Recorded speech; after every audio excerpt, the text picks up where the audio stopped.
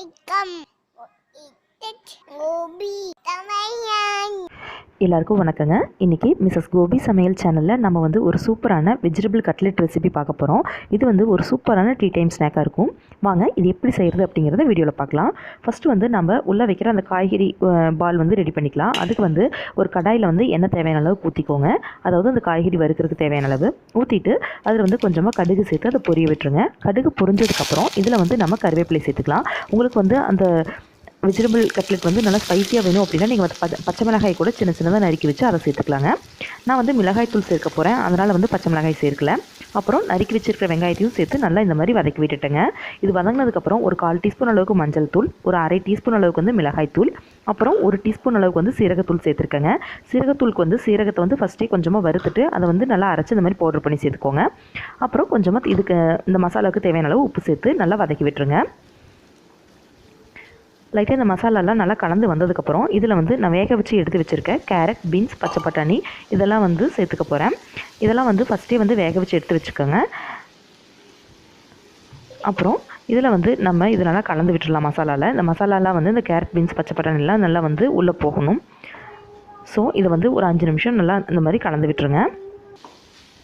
ஒரு 3லேருந்து 5 நிமிஷம் இந்த மாதிரி நல்லா கலந்து விட்டதுக்கப்புறம் நம்ம வந்து வேக வச்சு எடுத்து வச்சுருக்க உருளைக்கிழங்கு வந்து இதில் சேர்த்துக்கிறேன். உருளைக்கிழங்கு வந்து நல்லா மசிச்சுட்டு அப்புறம் இது கூட வந்து சேர்த்துட்டு அதையும் நல்லா இந்த மாதிரி கலந்து விட்டுருங்க. இப்போது இந்த உருளைக்கிழங்குல இது கூட சேர்த்தாச்சுங்க.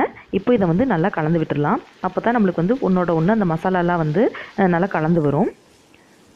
ஸோ இதை வந்து நல்லா இந்த மாதிரி பொறுமையாக கலந்து விட்டுருங்க. கலந்து விட்டுட்டு இதில் வந்து உப்பு வந்து செக் பண்ணிக்கோங்க.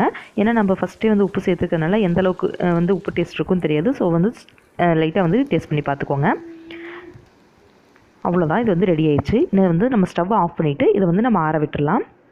இது வந்து ஆறுனதுக்கப்புறம் இந்த மாதிரி சின்ன சின்ன உருண்டைகளை வந்து உருட்டி எடுத்து வச்சுக்கலாம். இப்போது கட்லெட் எப்படி செய்கிறது அப்படிங்கிறத பார்க்கலாங்க. இதுக்கு வந்து நான் ப்ரெட்டை வந்து இந்த மாதிரி நல்லா காய வச்சு பொடி பண்ணி எடுத்து வச்சுருக்கேன் மிக்ஸி ஜாரில் போட்டு. அப்புறம் மைதா மாவு வந்து ஒரு தோசை மாவை விட கொஞ்சம் இலக்கமாக இதை வந்து கரைச்சி எடுத்து வச்சுருக்கேங்க. இப்போது நம்ம ரெடி பண்ணி வச்சுருக்க உருண்டை வந்து லைட்டாக இந்த மாதிரி கையில் தட்டிட்டு அதை வந்து மைதா மாவு கரைசலில் வந்து ஃபஸ்ட்டு வந்து நனைச்சிக்கணும். நனைச்சிட்டு அதை வந்து ப்ரெட் பொடி ரெடி பண்ணி வச்சுருக்கோம்ல அதில் வந்து பிரட்டி எடுத்துக்கணுங்க. நீங்கள் இது செய்கிறதுக்கு முன்னாடியே வந்து ஒரு கடாயில் வந்து எண்ணெய் வந்து சூடு பண்ணி வச்சுக்கோங்க.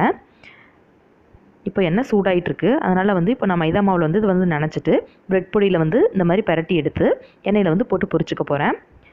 நீங்கள் உருண்டைகளை வந்து ஒரே டைமில் வந்து நான் மைதா மாவில் நனைச்சிட்டு ப்ரெட்டில் வந்து பிரட்டி வச்சிடாதீங்க. ஏன்னா அப்படி பண்ணும்போது ப்ரெட் பொடி வந்து ஃபுல்லாக அந்த மைதா மாவோட ஈரத்தையெல்லாம் உறிஞ்சிட்டு நம்ம எண்ணெயில் போடும்போது எண்ணெய் வந்து ரொம்ப இழுத்துக்கும். அதனால் வந்து நீங்கள் ஒவ்வொரு டைம் எண்ணெயில் போடுறதுக்கு முன்னாடி மட்டும் அந்த உருண்டைகளை இந்த மாதிரி மாவில் நனைச்சிட்டு ப்ரெட் பொடியில் வந்து பிரட்டி எடுத்து எண்ணெயில் போட்டுக்கோங்க. ரொம்ப நேரம் வந்து ப்ரெட் பொடியில் வந்து அந்த நம்ம உருண்டைகள் வந்து ஊறிட்டு இருக்கக்கூடாது. ஆல்ரெடி உள்ளே இருக்கிற காய்கறிகள் வந்து வேக வச்சு எடுத்துருக்கோம். அதனால் வந்து மேலே இருக்க அந்த மாவோட கோட்டிங் மட்டும் நம்மளுக்கு இந்த மாதிரி கோல்டன் ப்ரௌனாக வந்தால் போதும். அதனால் ஜஸ்ட் வந்து 2 சைடு கோல்டன் ப்ரௌன் கலர் வந்தோடனே நம்ம எடுத்துக்கலாங்க. ரொம்ப நேரம் வேக வைக்கணும் அப்படின்னு அவசியம் இல்லை. இப்போ பாருங்கள், நான் வந்து மீதம் இருக்க எல்லா உருண்டைகளும் இதே மாதிரி வந்து மைதா மாவில் நனைச்சிட்டு ப்ரெட் பொடியில் வந்து பிரட்டி எடுத்து எண்ணெயில் போட்டு எடுத்துட்டேன். கலர் பாருங்கள், நல்லா கோல்டன் ப்ரௌனாக வந்திருக்கு. இந்த மாதிரி வந்ததுக்கப்புறம் நம்ம வந்து எண்ணெயிலேருந்து எடுத்துடலாம். அவ்வளோதாங்க, நம்மளுடைய சூப்பரான சூடான சுவையான வெஜிடபிள் கட்லெட் ரெடி ஆயிடுச்சு. இது வந்து நீங்கள் வந்து டொமேட்டோ சாஸ் கூட வச்சு பரிமாறலாம், இல்லைனா நார்மலாக சும்மா சாப்பிட்றதுக்கு இது வந்து டேஸ்ட் ரொம்ப சூப்பராக இருக்குங்க. ஸோ இதை வந்து நமக்கு காய்கறி சாப்பிட மாட்டேன் அப்படின்னு அடம் பிடிக்கிற குழந்தைங்க கூட நம்ம இந்த மாதிரி செஞ்சு கொடுக்கும்போது ரொம்ப விரும்பி சாப்பிடுவாங்க. நம்ம வந்து எப்போவாவது இந்த மாதிரி சூப்பரான ரெசிபியை நம்ம வீட்டில் ட்ரை பண்ணி சாப்பிட்லாங்க. ஸோ நம்ம மிஸ்ஸஸ் கோபி சமையல் சேனலில் இது வரைக்கும் சப்ஸ்கிரைப் பண்ணாமல் இருந்தீங்கன்னா கண்டிப்பாக சப்ஸ்கிரைப் பண்ணிக்கோங்க. கூடவே அந்த பில் பட்டனையும் ப்ரெஸ் பண்ணிக்கோங்க. உங்களுக்கு இந்த ரெசிபி பிடிச்சிருந்துச்சுன்னா உங்கள் ஃப்ரெண்ட்ஸ் அண்ட் ரிலேட்டிவ்ஸ்க்கு கண்டிப்பாக ஷேர் பண்ணுங்கள். ரொம்ப நன்றி.